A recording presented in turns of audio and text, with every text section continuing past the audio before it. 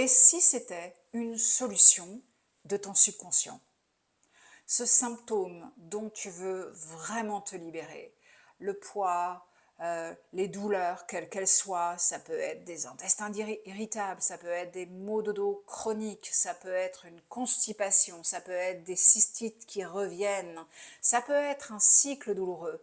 Mais si c'était ce symptôme, en fait une solution d'une partie de toi dans ton subconscient. Moi, c'est Marielle, je suis hypno-coach et naturopathe et j'accompagne les femmes à se libérer de la nourriture émotionnelle et des maux psychosomatiques de façon naturelle et durable. Et donc, dans cette vidéo, je veux te parler de ce que peut-être tu as entendu dire, ce sont les bienfaits secondaires. Et donc, c'est toujours une question très, très intéressante, même hors hypnose, une question à te poser toi, si tu as un symptôme ou une relation à la nourriture que tu veux alléger, que tu veux assainir, si tu as un symptôme de ton corps, de voir en quoi ce symptôme il m'aide quelque part, ou il a pu m'aider, il a pu être mon ami, m'être bénéfique. Et donc, tu auras peut-être entendu cette expression du bienfait secondaire. C'est-à-dire que tout de suite, on pense à quoi? Symptômes, ça fait mal, volontairement dans mon conscient, moi je veux être autre, je veux me sentir belle, jolie, je veux me sentir euh, euh, légitime, je veux me sentir légère, fluide dans mes mouvements, je veux pas m'arrêter tous les 4 matins pour aller aux toilettes ou alors souffrir parce que j'ai des cycles douloureux 15 jours du mois. Donc tu penses en général mal-être, n'est-ce pas? Ok, et je te comprends. Mais pour te libérer de ce symptôme, il faut que tu saches qu'il y a quelque chose qui s'est mis en route et il y a une sorte de bienfait. Et quelque part, ton rôle, c'est de découvrir en quoi ce symptôme a été ton ami. Donc moi, je peux te donner plein d'exemples des séances d'hypnothérapie transformationnelle qui est une hypnose régressive où on retourne à l'enfant intérieur et ce qu'on a vécu. C'est important parce que quand on est enfant, tu l'auras observé, on est des éponges. Alors on reçoit tout et on pourrait se dire, bah, wow, l'enfant il gère bien, il gère très très bien. En vérité, enfant, on a des émotions, mais en fait on se prend tout en soi, on n'a pas automatiquement l'occasion de les exprimer parce que d'une part, il y a un plus gros système que ça qui est en place. C'est le système de sécurité. C'est un de tes cerveaux qui te garder en sécurité, c'est-à-dire te garder en vie, tout simplement, est crucial. Et pour ça, il va falloir que tu sois aimé, que tu sois vraiment dans un clan, dans une famille où tu appartiens. Et donc tout ce qui est rejet ou peur d'être banni du groupe, eh bien, va être considéré comme un danger à ta vie par ce système-là, ce cerveau-là. Donc dans mes séances, on reconnecte aux émotions vécues pour qu'elles puissent être exprimées et qu'ensuite on remette tout ça à jour. On fait un gros reset pour que ce soit approprié à qui tu es maintenant, l'adulte qui a développé des choses, qui a du recul par rapport à l'enfant qui était dépendante de son entourage, de sa famille.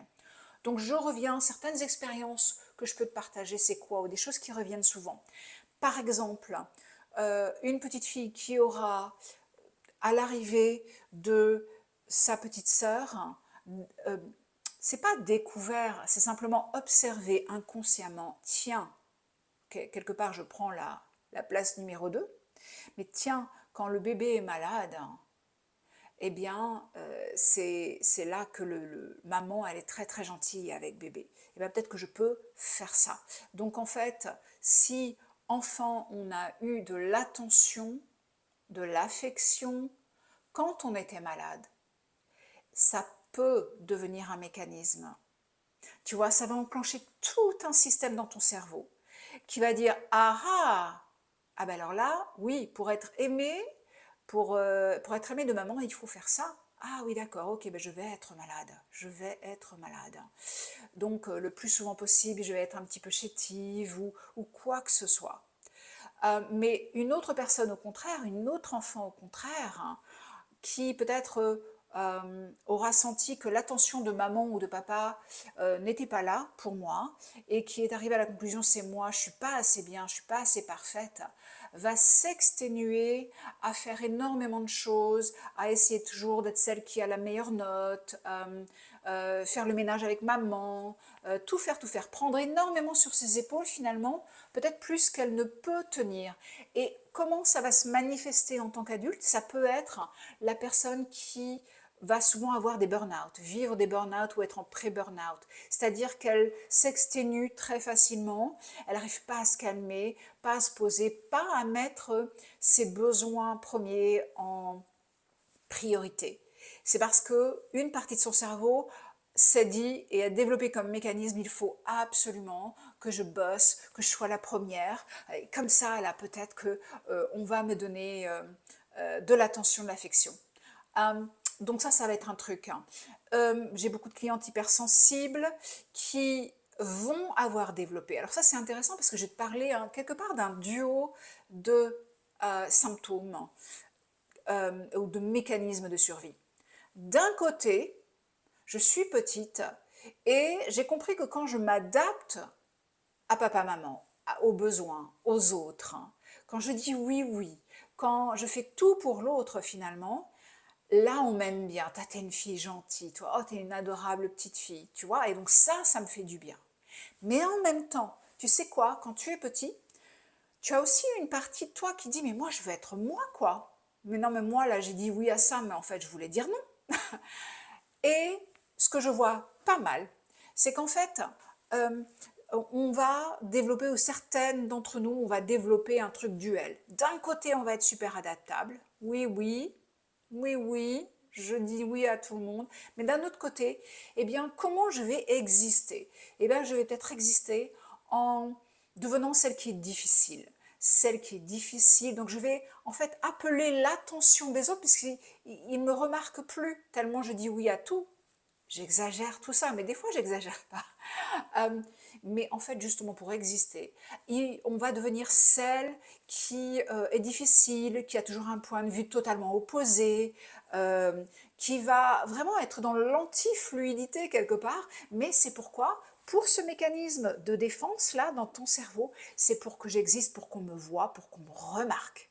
C'est ma façon d'être remarquée alors que d'un autre côté je suis super dans l'adaptation, l'empathie, etc. Tu vois?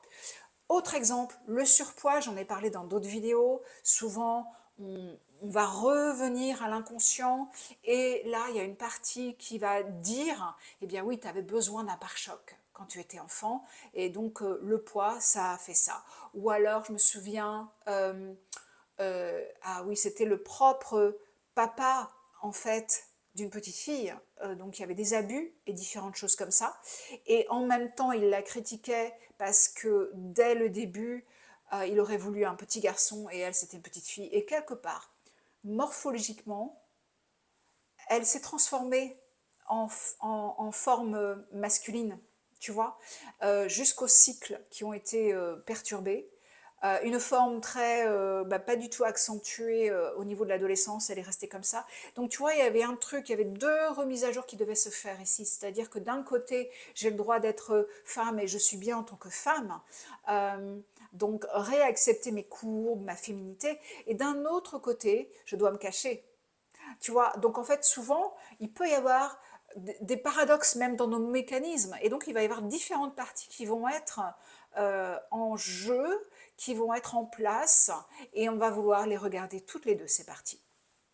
Un autre exemple, eh bien la nourriture, ça je le retrouve énormément.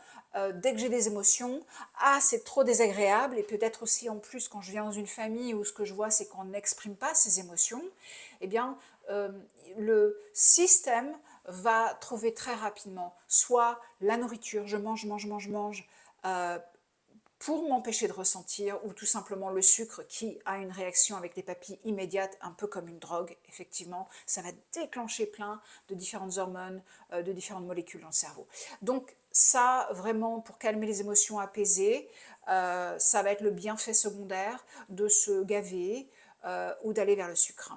Donc tu vois, en hypnothérapie transformationnelle, ce que je voulais vraiment te dire, c'est que on ne se contente pas d'enlever le symptôme. Il faut comprendre pourquoi le symptôme est là, pourquoi et quelle a été son intention positive. Et d'ailleurs, c'est quelque chose que l'on fait dans la séance même, c'est-à-dire on va donner, puisque c'est tu vas être pas endormi en fait, c'est juste très relaxé, mais on va avoir des échanges avec ces parties-là de toi, leur donner la parole pour qu'elles te disent quelle a été leur intention, leur rôle en grandissant.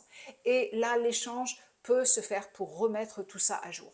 Donc, je me demande si toi, tu as remarqué, ou est-ce que tu es peut-être consciente à un certain niveau qu'il y a un bienfait secondaire autour de ton symptôme. Soit tu peux me le partager, soit tu peux écrire dessus, voir si il y a quelque chose sur lequel tu veux simplement mettre ton système à jour sur ça, ou alors peut-être que tu es intéressé d'en finir et de vraiment faire un gros reset autour de ça, parce que c'est plus du tout toi, soyons clairs.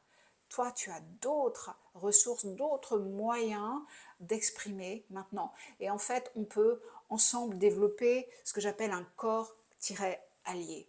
Vraiment, que ton corps, ton esprit, ton cerveau deviennent ton meilleur allié. Dis-moi si ça te parle. N'oublie pas de t'abonner si ce genre de contenu, ça t'intéresse, sur les raisons profondes de pourquoi on a des symptômes, pourquoi on est dans la nourriture ou le poids. Tes questions, tu me les poses. Et sinon, tu peux aussi réserver une séance découverte et puis on parlera de ce que tu traverses et ce dont tu veux te libérer pour voir si mes accompagnements sont les bons pour toi. Je te dis à très vite. Ciao!